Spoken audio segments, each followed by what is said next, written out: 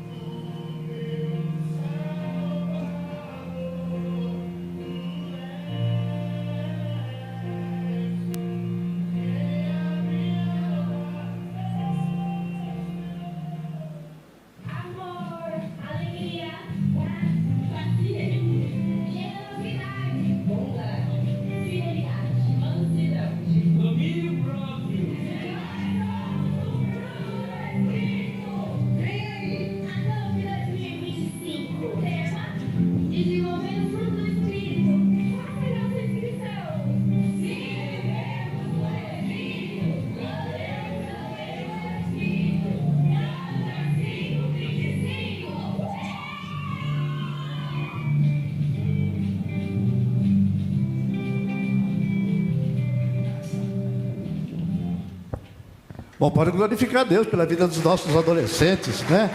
Coisa maravilhosa, coisa gostosa, ver os nossos adolescentes aqui empenhados nessa tarefa tão importante, fruto do Espírito, glória a Deus. Deixa eu fazer aqui, aproveitando também, eu queria fazer aqui um chamado para toda a nossa igreja. Nós estamos aqui nas quintas-feiras, você sabe que nós temos o nosso estudo bíblico.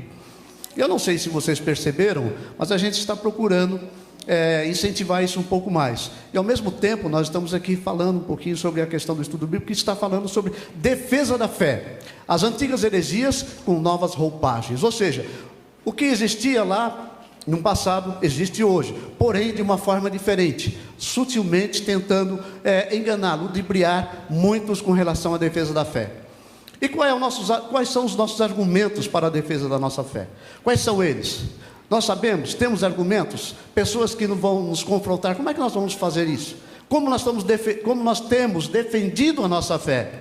E é sobre esse assunto que nós estamos tratando. Nós tivemos aqui na quinta-feira um estudo muito importante, falando sobre esse tema, somos cristãos. Mas a pergunta não é uma pergunta, e sim afirmando, somos cristãos. Então, se somos cristãos, precisamos defender esta fé que nós proclamamos e acabamos de dizer que temos nesse Deus que nós confiamos e declaramos ser o nosso Deus Salvador. Então, eu te convido a estar conosco nessa quinta-feira para falarmos sobre esse assunto, a defesa da fé. Amém? E eu já quero, sentado mesmo, nós vamos orar, e eu já estou passando por pastor para a ministração da palavra. Pai, nós queremos te agradecer nesse momento por esta rica oportunidade que o Senhor nos dá. Agora estaremos ouvindo a Tua palavra, que ela possa ser o alimento, Senhor, para o sustento da nossa alma, pois este pão só procede do Teu trono para o coração de cada um. Assim usa o Teu servo nas Tuas mãos, para a glória do Teu nome em Cristo Jesus. Amém.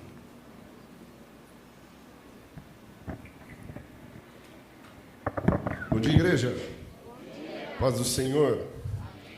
Graças a Deus por esse tempo precioso que o Senhor nos concede estarmos na sua presença. Louvamos ao Senhor por tudo quanto Ele tem feito, por esse tempo de louvor abençoado, com canções tão maravilhosas. E nós estamos aqui para poder ouvir um pouco mais do Senhor nessa manhã. E eu quero convidar você para nós meditarmos nas Escrituras.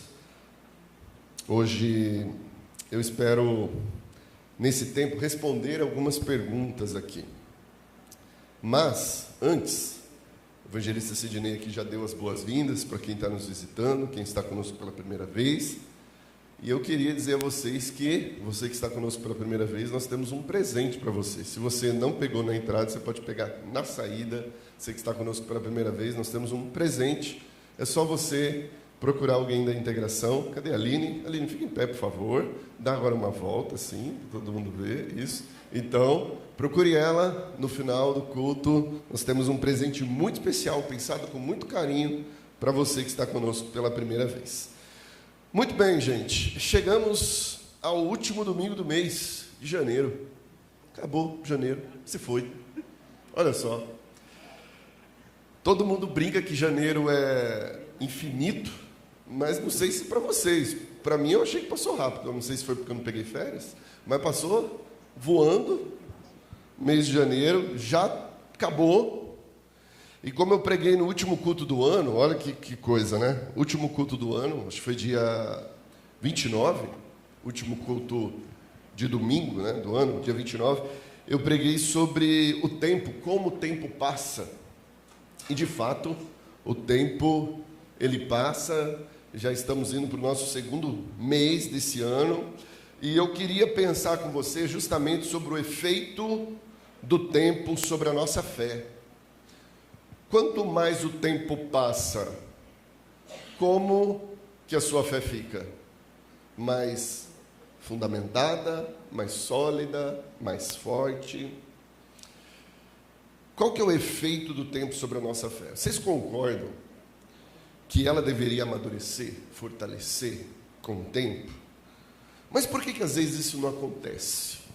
Por que às vezes a nossa fé, com o tempo, ao invés de amadurecer, acontece o oposto?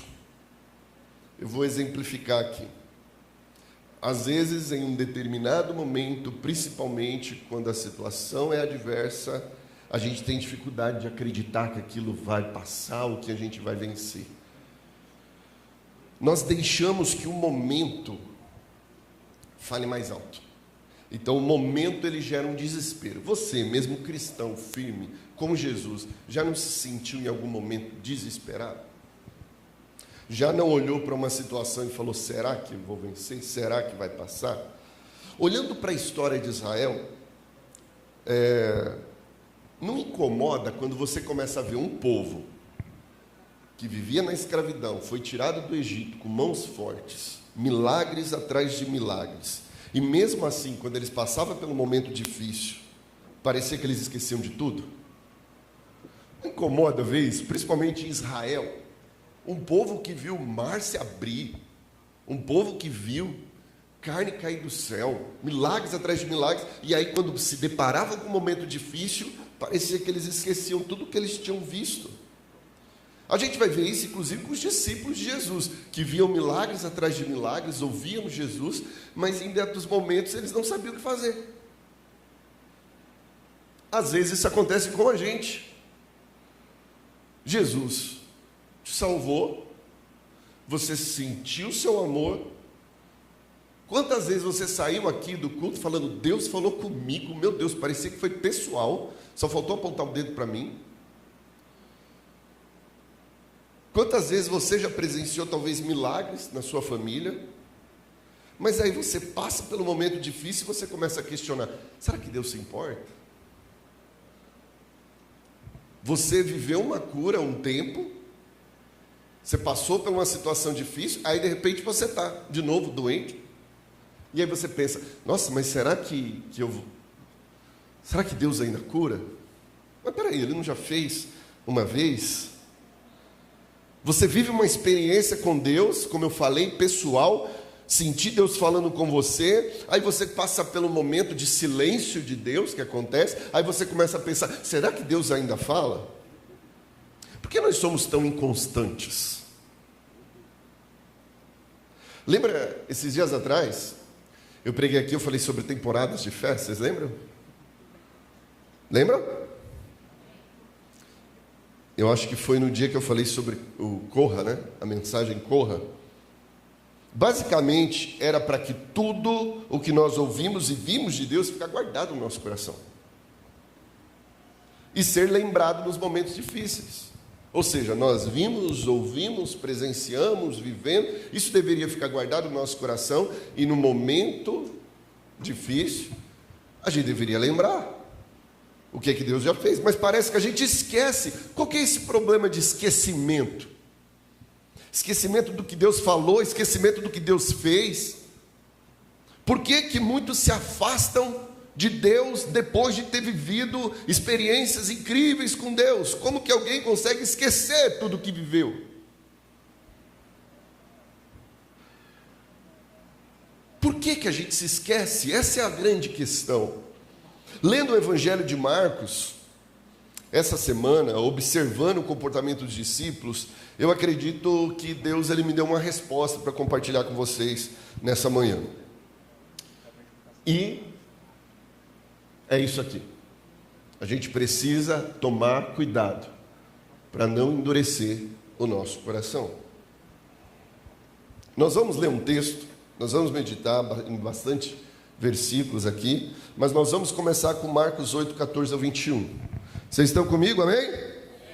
Diz assim: os discípulos esqueceram-se de levar pão, a não ser o pão que tinham consigo no barco. Prestem atenção, advertiu Jesus. Tenha cuidado com o fermento dos fariseus e com o fermento de Herodes. Eles discutiam entre si, dizendo, é porque nós não temos pão. Ao perceber a discussão, Jesus lhes perguntou, por que vocês estão discutindo sobre não terem pão? Ainda não compreendem, nem entendem? O coração de vocês está endurecido? Vocês têm olhos, mas não veem, têm ouvidos, mas não ouvem? Não se lembra de quando eu parti os 5 pães para os 5.000? Quantos cestos cheios de pedaços vocês recolheram? 12, responderam eles. Nem de quando eu parti os 7 pães para os 4.000? Quantos cestos cheios de pedaços vocês recolheram? 7, responderam. Ele lhes disse, vocês ainda não entendem? Vamos entender? Pois bem, vamos pensar um pouquinho no contexto. Você trouxe Bíblia? Você trouxe Bíblia, deixa ela aberta em Marcos. Se você não trouxe, tem no celular, vá lá para Marcos, capítulo 6.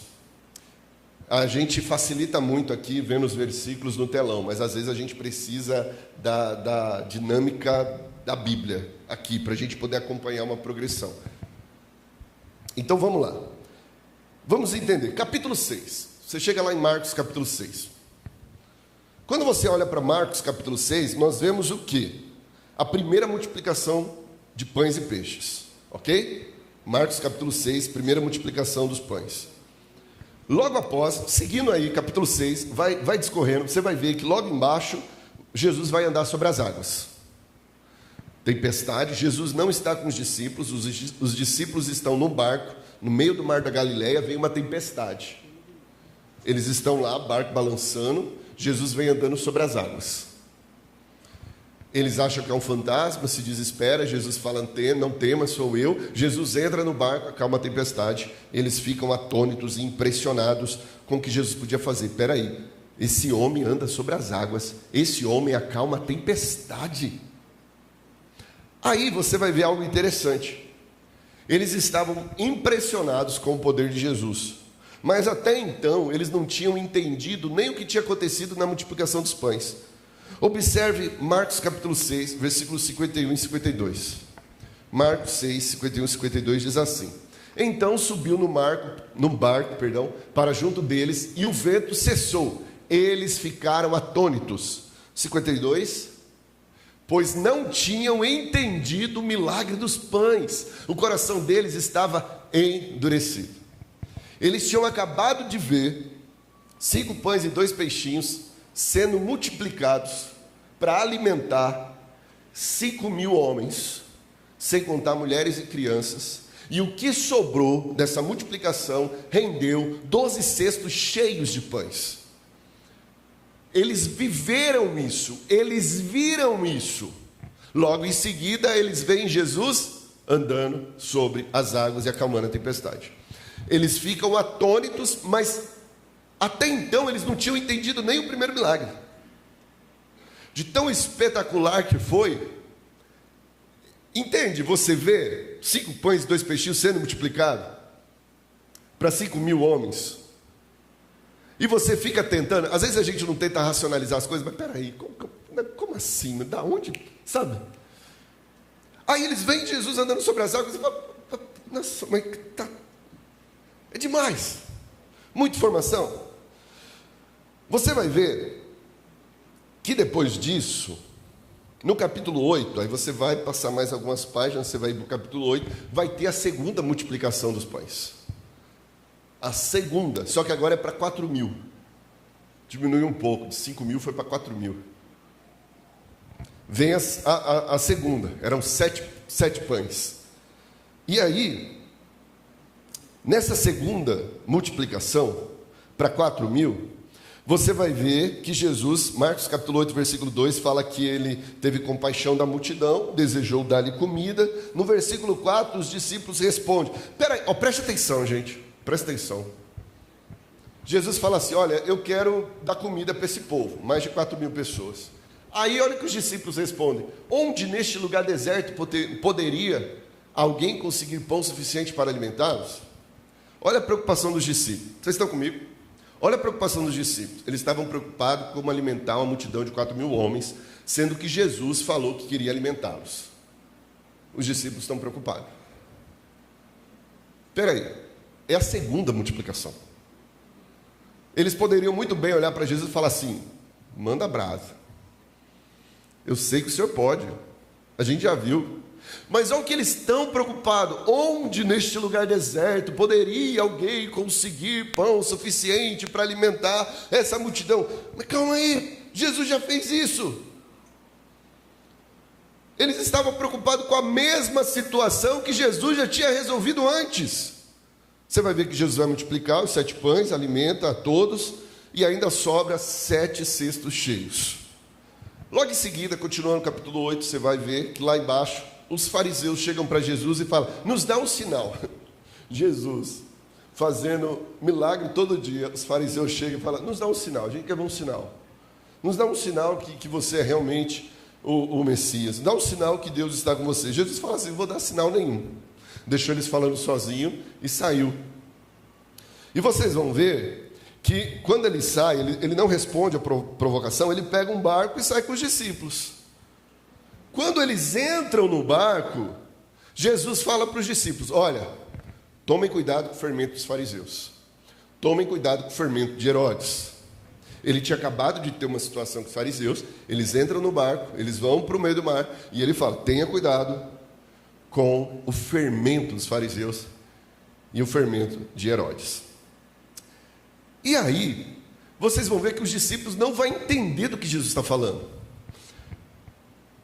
Mas observe bem, toda vez que a Bíblia fala de fermento, a simbologia ali é algo ruim. Pode ver que no Antigo Testamento, quando ia ter a festa dos pães, os pães eram sem fermento. Por quê? O fermento, ele mostra algo.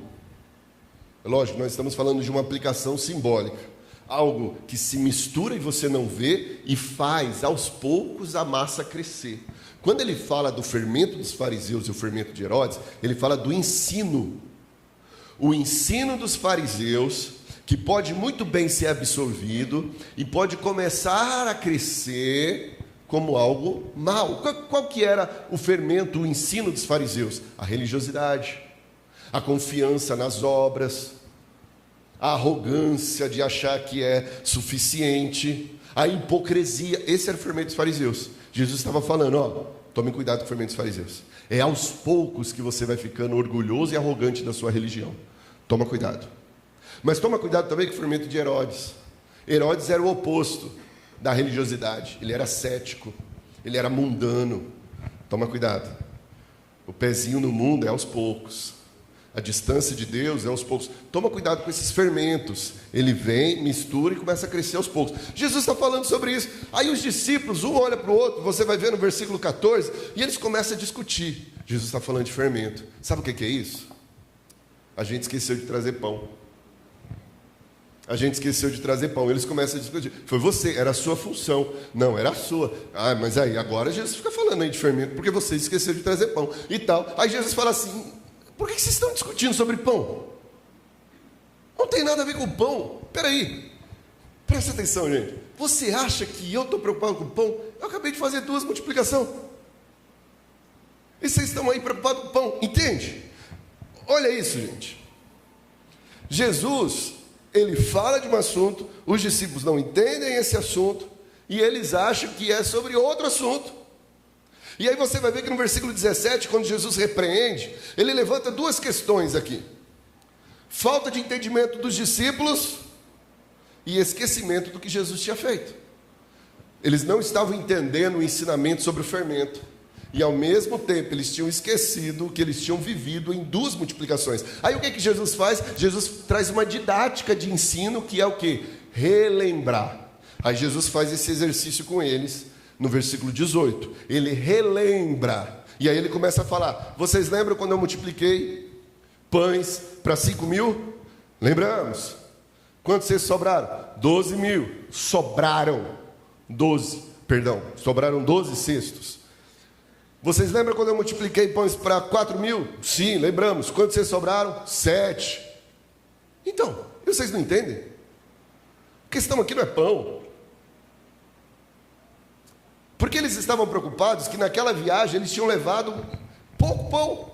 A questão não é pão. Mas isso nos chama a atenção porque quando Jesus ele traz essa didática de relembrar, lembra o que aconteceu, lembra como foi, ele então olha para eles e fala assim, sabe o que é? Vocês têm olhos e não veem. Vocês têm ouvidos, mas não ouvem. O coração de vocês por acaso está endurecido? Vocês estão com o coração endurecido? Porque vocês não estão percebendo. Foi uma chamada, né? Vocês não estão percebendo. O que acontece? Vocês estão com o coração endurecido? E aí ele explica que coração endurecido é olhos, mas não veem, ouvidos, mas não ouvem. Então, para a gente poder entender bem o que se trata esse coração endurecido, é a falta de sensibilidade, é a falta de atenção, é a falta de percepção, porque dar ouvidos é diferente de ouvir. Você pode estar escutando e não estar ouvindo, pode ou não pode? É só você falar com o marido, você vai ver. Que às vezes ele vai estar assim. Não ouviu nada. Aí você pergunta, não pergunta? Você está ouvindo? Tô. O que eu disse? Boa pergunta. Então veja bem, você pode estar ouvindo e não está escutando. Talvez a mãe já teve essa sensação com o filho. Ué, mas eu não acabei de falar? Mas eu não falei isso? Aí o que os antigos falaram? Será que você quebrou o pau no ouvido? Que aí não consegue ouvir? Então veja bem, ouvir é diferente de escutar. Apocalipse fala sobre isso, né? Quem tem ouvidos para ouvir, ouça. Mas peraí, se tem ouvido já não vai ouvir? Não, mas ele está falando de dar atenção. Preste atenção. Nós podemos estar na igreja de corpo presente. É ou não é? Corpo presente. A gente pode cantar com os lábios. Boca para fora. O que Jesus falou, inclusive para os fariseus? Esse povo me honra com os lábios. Canta com a beleza. Mas o coração está distante de mim. A gente pode achar que está ouvindo e não está escutando. Achar que está cantando, mas não está louvando. Achar que a gente está vendo e não está vendo, porque não está prestando atenção. Isso não é dar atenção. Dar atenção é estar atento. É estar disposto a absorver. É estar disposto a aprender. É desejar colocar em prática. Os discípulos estavam vivendo, mas não estavam prestando atenção. Já perceberam hoje em dia como é difícil prestar atenção? Vocês já perceberam como que é difícil prestar atenção em uma coisa só? Parece que a gente não tem paciência de ficar prestando atenção em uma coisa só. Não é? E por quê? Porque essa dificuldade de prestar atenção. Hoje em dia, inclusive, está sendo questionado sobre adaptações que a gente pode fazer, inclusive na palavra, no tempo da palavra. A gente vive um tempo que a sociedade tem dificuldade de prestar atenção. Todo mundo tem TDAH. Todo mundo. Não significa que isso não existe, mas que é poucas pessoas que têm. Ah, mas eu fiz o teste lá no Google e deu que eu tenho TDAH.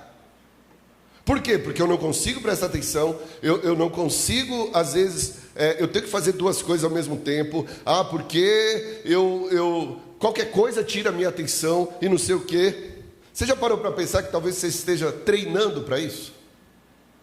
Você já parou para pensar que talvez o teu dia a dia está treinando para você fazer isso? Observe bem, deixa eu enfatizar, eu não estou dizendo que isso não exista, mas estou dizendo que não é a grande maioria.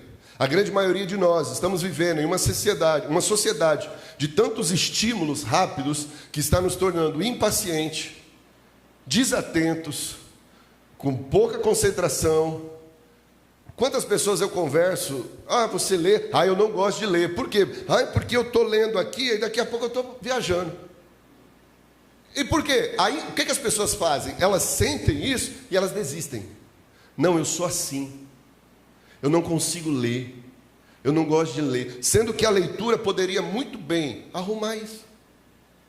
Por quê? Não é desistir, é continuar, é perceber aonde no nosso dia a dia, no nosso mundo, a gente está se tornando tão desconcentrado, tão impaciente.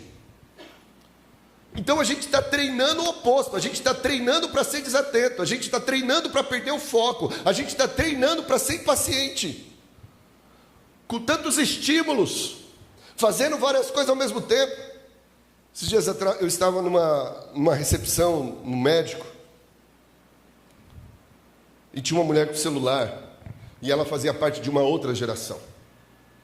Uma geração dos meus pais. Uma geração que teve acesso ao celular e às mídias sociais há pouco tempo. E eu prestei atenção na dinâmica dela com o celular. E o dedinho dela fazia isso aqui, ó. Sem parar. Chamou minha atenção. Eu fiquei olhando. E eu falei, gente, como que ela está conseguindo ver tanta coisa ao mesmo tempo? Óbvio que ela não está prestando atenção em tudo. Ela está vendo o que é interessante. Ao mesmo tempo que ela está vendo aqui. Me interessa, não me interessa. Não me interessa, não me interessa. Me interessa, não me interessa, me interessa. Ela está aqui, ó, rápido. Só que isso tem um efeito no cérebro dela. O que chama a nossa atenção agora? Vocês já pararam para pensar? Antigamente, quem é da época de locadora? Lembra da época de locadora? Os velhos. A gente ia para uma locadora Alguns aqui não sabem o que é isso, mas antigamente existia uma coisa chamada locadora, Gabriel. Como que funcionava? Você ia lá alugar um filme, e aí você ficava lá. Eu gostava de ir e ficar um tempo. Por quê? Você vai passar o final de semana com o filme, você tem que acertar. Não é verdade? Porque senão depois você fala assim, poxa, que tempo perdido, né? Paguei, e teve a época da fita, que você tinha que rebobinar. E aí você está lá escolhendo, aí você pega um filme e aí você sai realizado, porque escolheu 3 filmes, e aí tinha as promoções que você ganhava um outro, aí levava 4, enfim.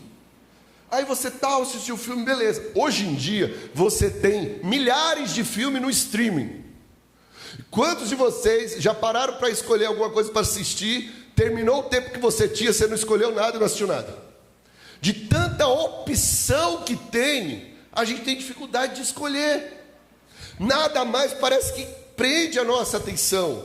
Nada mais consegue nos fazer, eu vou gastar um tempo com isso. E aí você, depois de perder meia hora escolhendo uma coisa, assiste. Aí você está assistindo e mexendo no celular ao mesmo tempo. Então veja só, a gente está treinando a impaciência. Existe um termo usado hoje por alguns pesquisadores do cérebro, chamado brain rot. O que é isso? O significado dessa palavra, de uma forma mais literal, seria cérebro apodrecido. É aquela sensação de você ver tanta coisa, tanto estímulo, que no final do dia você está cansado. Você já teve essa sensação de parece que você está cansado? Você fala, nossa, minha mente está cansada. Imagine isso, tanto estímulo. O Dr. Augusto Cury, ele disse certa vez que hoje uma criança de 7 anos tem mais conteúdo na cabeça do que um imperador romano aos 30 anos na época dele. Imagina o tanto de coisa que a gente vai armazenando. E às vezes são coisas fúteis. E a gente está ali. E não tem como, gente. Por exemplo, na igreja, no culto, a gente competir com isso. Imagine, a gente está acostumado com reels aí de 15 segundos. Aí a gente vai chegar na igreja e falar assim, gente, vamos pregar, vamos lá. Valendo, vamos lá. E vem o tempo agora e tem que terminar em 10 minutos. Porque senão o povo não vai prestar atenção. A igreja vai continuar nadando contra a corrente, porque a gente vai continuar falando, pregando, e vai ser meia hora, 40 minutos. Ah, mas o povo não vai prestar atenção, está perdendo. O que a gente não pode é se adaptar. E a gente começar a achar que a gente tem que se moldar a isso. Não, tem que ser rápido, tem que falar, tal, não sei o quê. Não, eu entendo que a gente precisa se contextualizar. Porque a gente está numa outra geração. A gente precisa usar recursos visuais. É importante.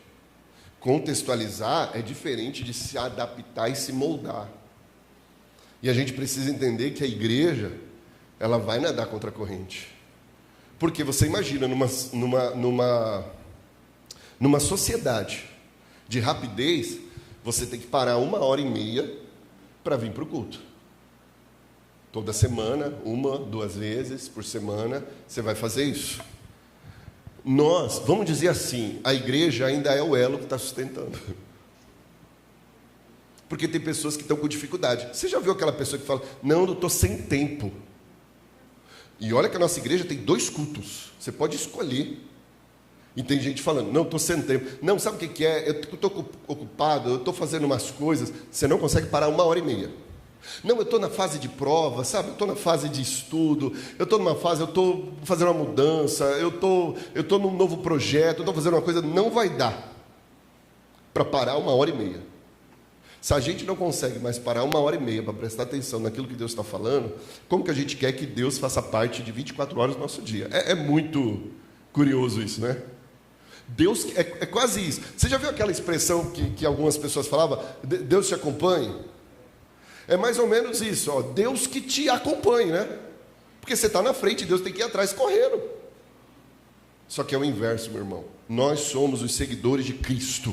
Nós precisamos andar no ritmo de Jesus, nos passos de Jesus. E está aqui algumas coisas para a gente poder pensar nessa primeira parte aqui da palavra, sobre como não nos perdermos nessa falta de sensibilidade que esse mundo tão corrido nos impõe.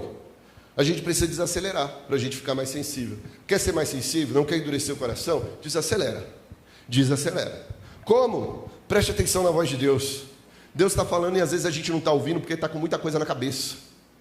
É tanta informação, é tanta coisa que a gente não consegue ouvir. Deus falou, é muito barulho. Aí no meio dos barulhos, como é que você vai ouvir Deus? Como que a gente vai ouvir Deus? Silencie os barulhos da sua mente. Algumas coisas aqui para a gente praticar. Falei isso esses dias atrás, mas não custa nada falar. O pastor Emanuel também falou na Semana dos Alicerces. Coloque limite no tempo que você fica com o celular, com mídias sociais. Põe um limite lá. Coloque 1 hora, 1h30, que seja. Estou falando isso porque, segundo as estatísticas, o brasileiro ele fica até 5 horas. 5 horas. Sabe por quê? A gente não fica 5 horas direto. Mas aí você vai juntando os picados.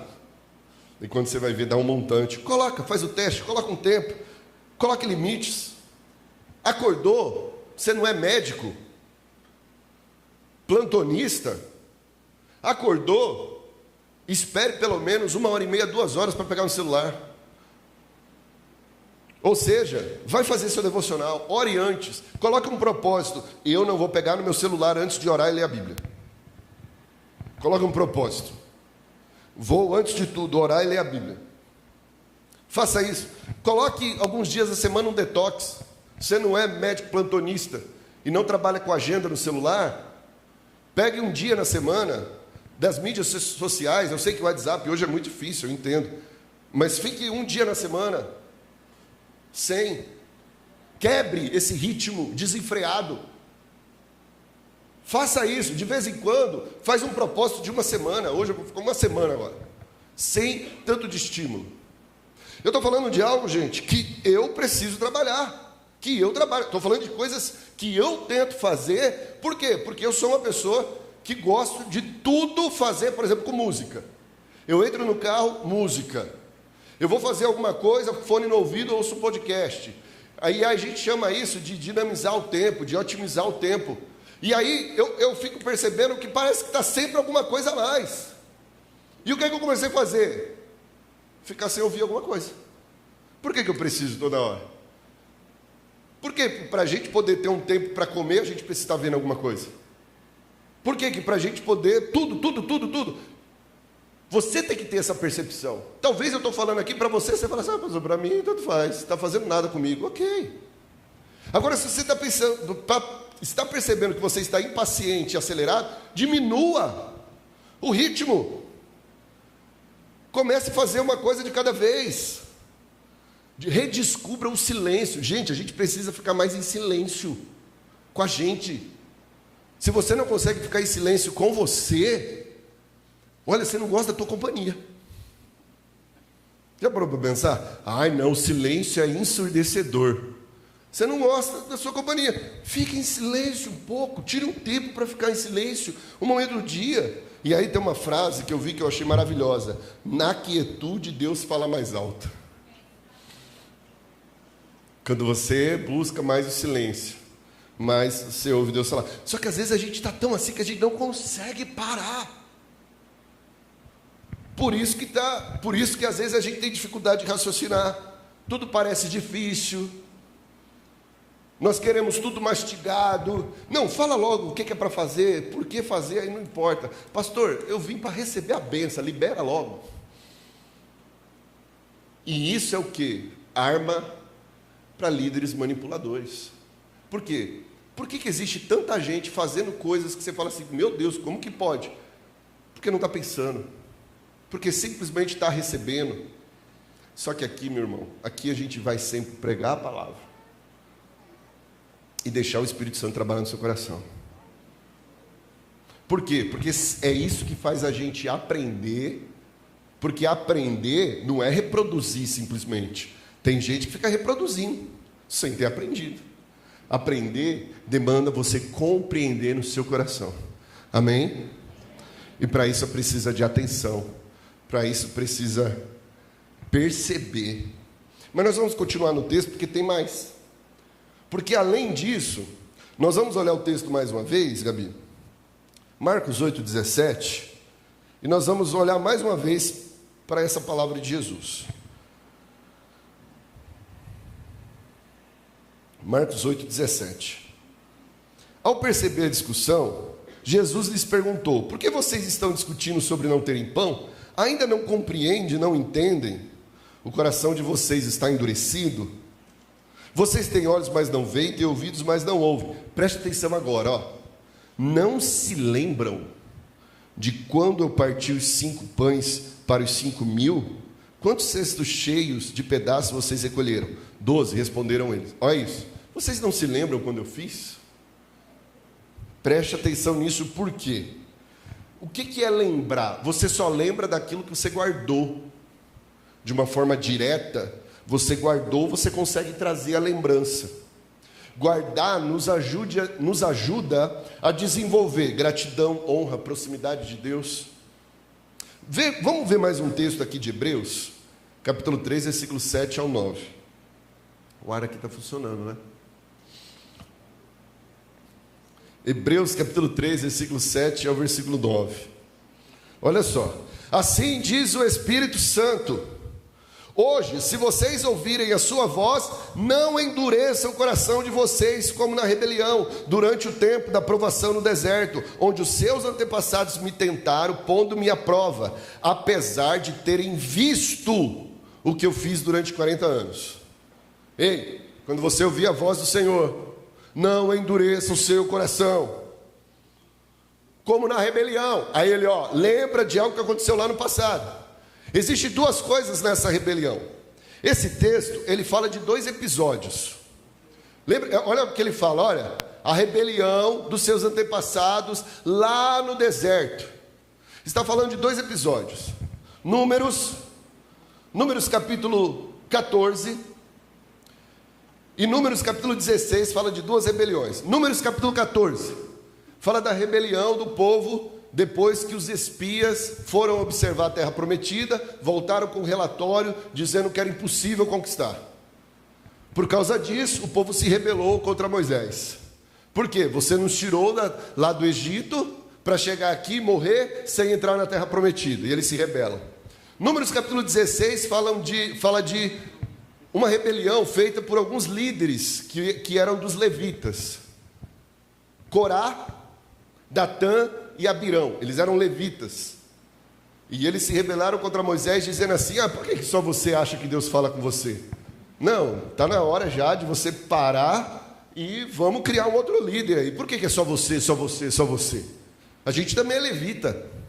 E eles criam também uma rebelião, fazendo a cabeça de 250 pessoas. Aí o escritor aos Hebreus fala: lembra lá do passado, lembra do deserto, lembra da rebelião. Aquele povo estava com o coração duro. Então nós vamos ver que essa dureza de coração, ela vem pela insensibilidade. E essa insensibilidade também é descrita aqui como o quê? Falta de gratidão, insubmissão e distância de Deus. Então o texto aqui, ele nos chama a nossa atenção para isso. Primeiro, ingratidão. Por quê? O texto fala assim: apesar do que eu fiz lá, eles me colocaram uma prova. A ingratidão gera em nós, cria em nós um coração endurecido. Por quê? O que é a ingratidão? A ingratidão é você não conseguir reconhecer as coisas que acontecem na sua vida.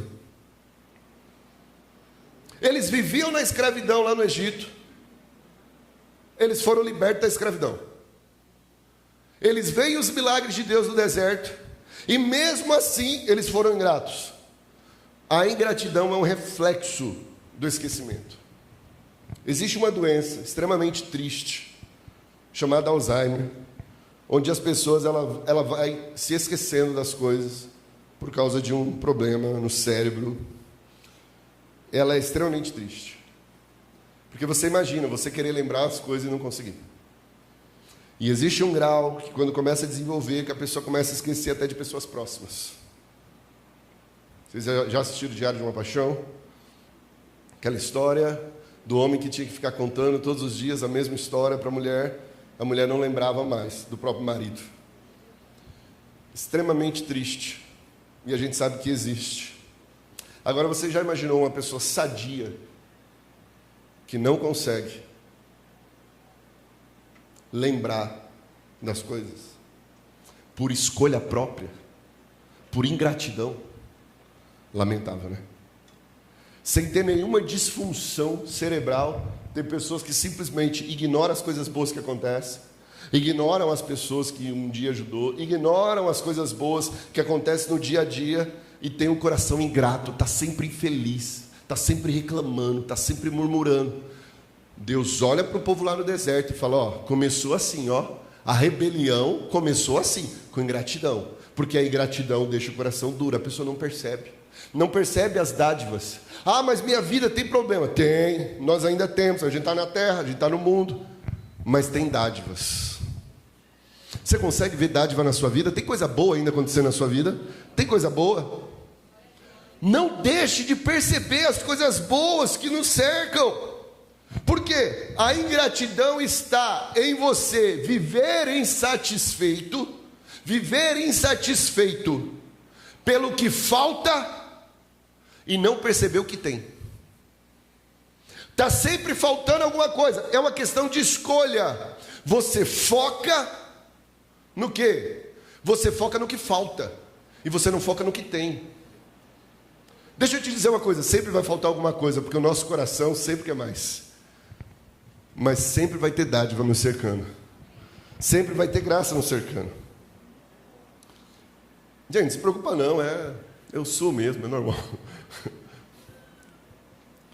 Quando você, se você quiser anotar isso, anote. Quando você não reconhece o que tem e apenas vive pelo que não tem, você vive insatisfeito. Quando você aprecia o que tem, você vive o contentamento. Você é uma pessoa contente. Não significa que você é uma pessoa passiva, que não quer conquistar, que não quer... Não, mas você está contente. Gente, não é bom viver contente? Tem alguém contente aqui nessa manhã? Está contente? O ingrato sempre será insensível. Já o grato, ele vai ter um coração cheio de graça e de amor. Mas, além da ingratidão do povo lá no deserto, teve a insubmissão. A insubmissão. E esse é um grande problema que faz a gente perder a sensibilidade, quando a gente acha que não precisa de ninguém. Eu sei, eu posso, eu estou certo. E a gente acha que não precisa mais de ninguém. Não consegue se submeter, não consegue ouvir, não consegue honrar o outro, porque é cheio de si. Foi isso que aconteceu com Natan e Abirão. Hebreus 3,16. Olha o que diz, Hebreus 3,16. Quem foram os que ouviram e se rebelaram? Não foram todos os que Moisés tirou do Egito? Aqueles que se rebelaram contra Moisés foram os mesmos que Moisés tirou do Egito.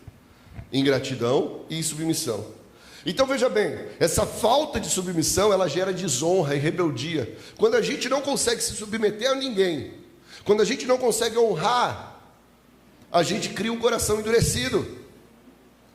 Honrar não é peso, gente, se submeter não é peso. Quem foi que falou que honrar outro e se submeter é um peso? Não, isso aí é falta de individualismo, isso aí é falta de valorização. Não, porque a gente está falando de algo que a gente entende que é importante.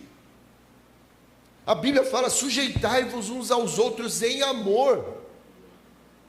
Isso começa em casa. Por que tem tantos jovens se perdendo? Porque começaram desonrando em casa. Começa em casa, é mandamento do Senhor. Honrar pai e mãe é mandamento do Senhor. Deixa eu dar um conselho aqui para os adolescentes e jovens aqui presentes. Entenda uma coisa: seus pais são falhos, são humanos e vão errar. Nem tudo que eles falarem, eles estão com toda a razão. Mas a você cabe honrar e respeitar.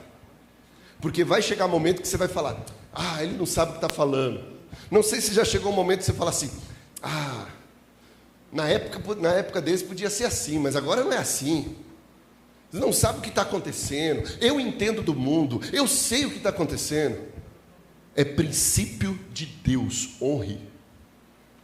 Mas eu não concordo com os meus pais. Honre, respeite. Isso é princípio de vida. Quer que se prolongue os teus dias? Honre seu pai e sua mãe. E é importante, a gente não pode endeusar os nossos pais e achar que eles sempre vão ser perfeitos. Mas mesmo quando você discordar, você tem que ter a coerência de falar: eu respeito, eu estou dentro da casa deles, e eu preciso honrar. Amém? Então isso começa de casa. Honre apenas, respeite apenas. Aí Paulo também dá uma dica para os pais, né? Vós pais, não provoqueis a ira dos vossos filhos. Ou seja, para de cutucar, né? Para de ficar cutucando, incomodando, não sei o quê. Mas você, uma coisa não isola a outra. Honre seus pais. Só que esse honrar é uma questão de princípio que você leva para a vida. Você honra seu professor na escola, você honra seus mestres, seus líderes, seja no trabalho ou seja na igreja. Você honra, porque você entende, Deus colocou lá, aqui me cabe honrar. Honrar a sua casa, honrar a sua esposa. Tem gente que bate continência para outro, princípio de honra, mas às vezes está desrespeitando a esposa, vendo que não deve, falando que não deve. É para honrar em tudo. Isso é para nós. O rebelde não consegue reconhecer o que o outro faz. Agora, quando você honra, você cria princípio de um coração de carne. Um coração endurecido não quer saber de ouvir ninguém. Um coração endurecido está sempre com a razão. Olha só, olha que coisa interessante. Vocês já pararam para pensar? Olha lá, depois leia, Números 16. Datã e Abirão, que eram os rebeldes, eles achavam que eles tinham a razão. Você nunca vai ver um rebelde que acha que ele está sendo mal. Não, ele acha que ele está sendo extremamente coerente. Ele acha que ele encontrou uma nova solução. O rebelde acha que está certo, porque ele está cego pelo pecado dele. Então o que a gente tem que fazer para não endurecer o coração e se tornar um rebelde? A gente precisa dessa sensibilidade de agradecer, de honrar e de não se afastar de Deus. Porque quanto mais perto de Deus nós estivermos, mais nós vamos sentir o que Deus está sentindo. Moisés era diferenciado, sabe por quê? Porque ele estava próximo de Deus e amava o povo. Depois da rebelião, Deus falou assim: olha, escute isso. Depois dessa rebelião, Deus falou: olha, Deus sinalizou que iria destruir o povo. Aí quando Deus sinalizou que poderia destruir o povo, Moisés, ele começa a interceder pelo povo e falar assim: Senhor, não faça isso com o povo, tenha misericórdia do povo. Mas peraí, aquelas pessoas que estavam sendo ingratas com Moisés, rebeldes com Moisés, agora Moisés está intercedendo por elas. Eu lembrei de uma coisa aqui, deixa eu voltar um pouquinho, abrir um parênteses, sobre submissão. Pastor, mas e se o líder for abusivo? E se eu viver dentro de um contexto tóxico? Não viva. Você tem escolha, saia. O que você não pode é estar no lugar que você acha que é um contexto tóxico, de imposição, de um contexto abusivo, e continuar. Então é uma questão de escolha. Amém? Eu estou falando para honrar pessoas que devem ser honradas. Vamos lá.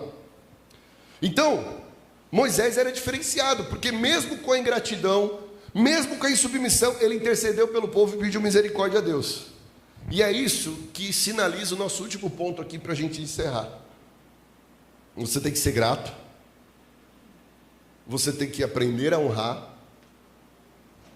E você tem que, para manter o seu coração de carne, você tem que estar o mais próximo possível de Deus, amando o seu irmão, encorajando o seu irmão. É isso que o texto fala de Hebreus 13:12. Vamos dar uma olhada no último texto para a gente encerrar.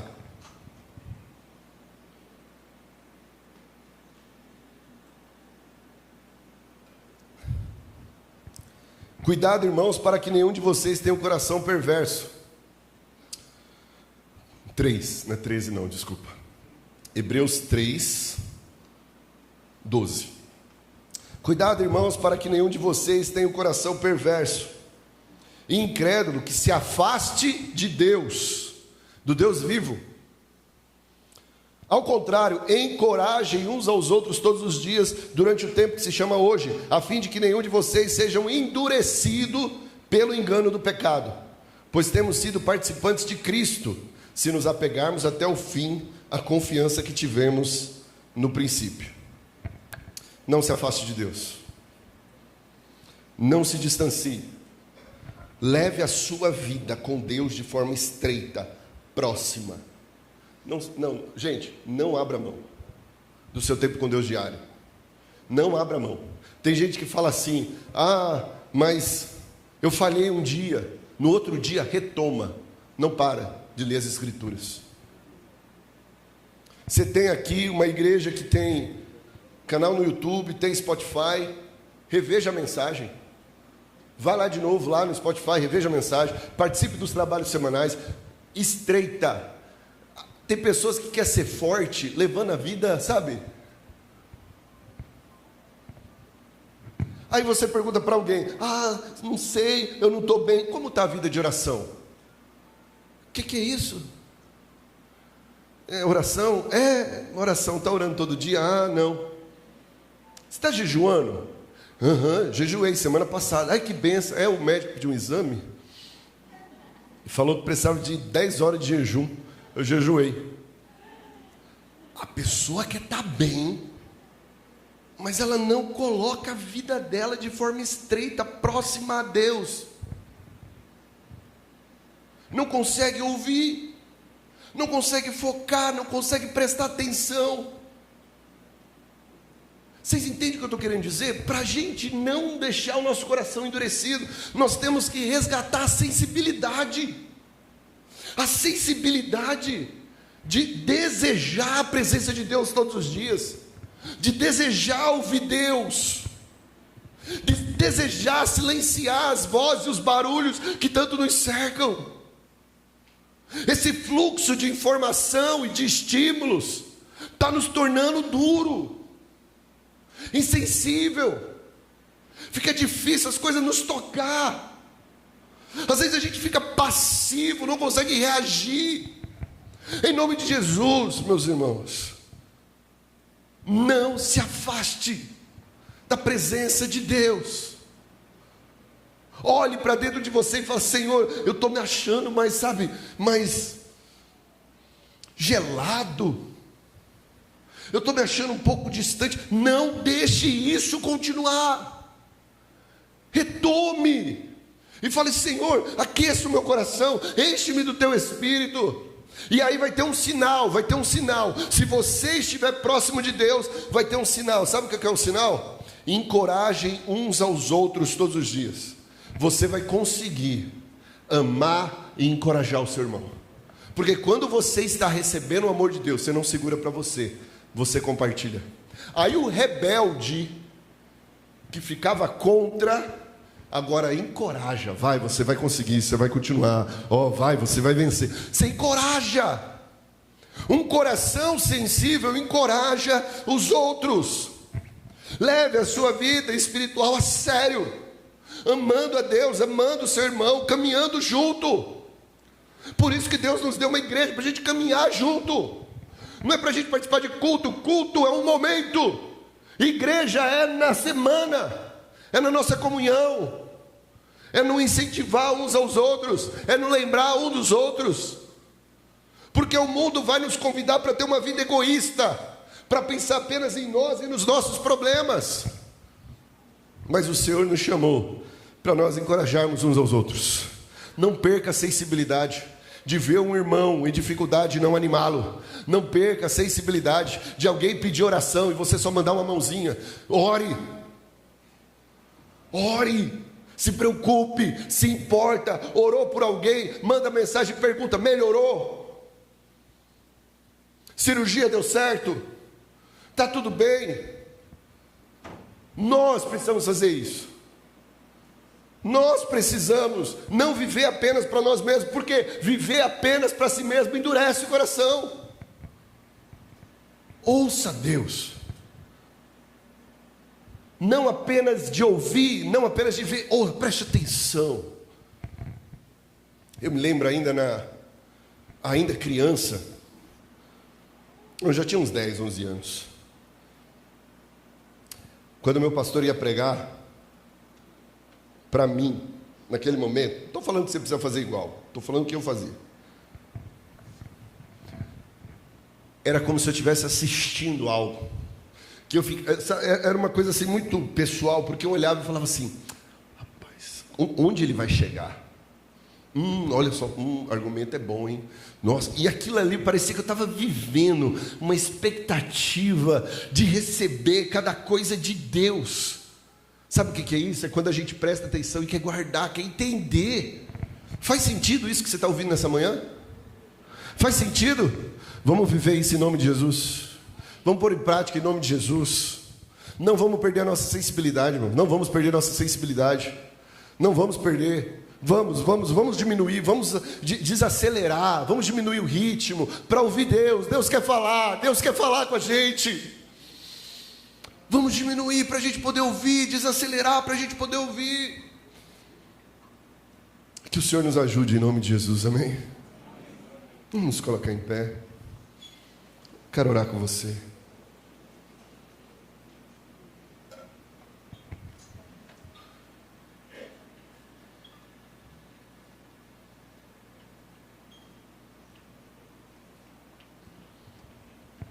Não endureça o seu coração. Que a gente possa sentir cada palavra. Que a gente possa sentir cada reação. Que a gente possa agradecer. Você consegue? Você tem coisas para agradecer? Agradeça. Feche os seus olhos neste momento. Se você tem algo para agradecer, comece a agradecer.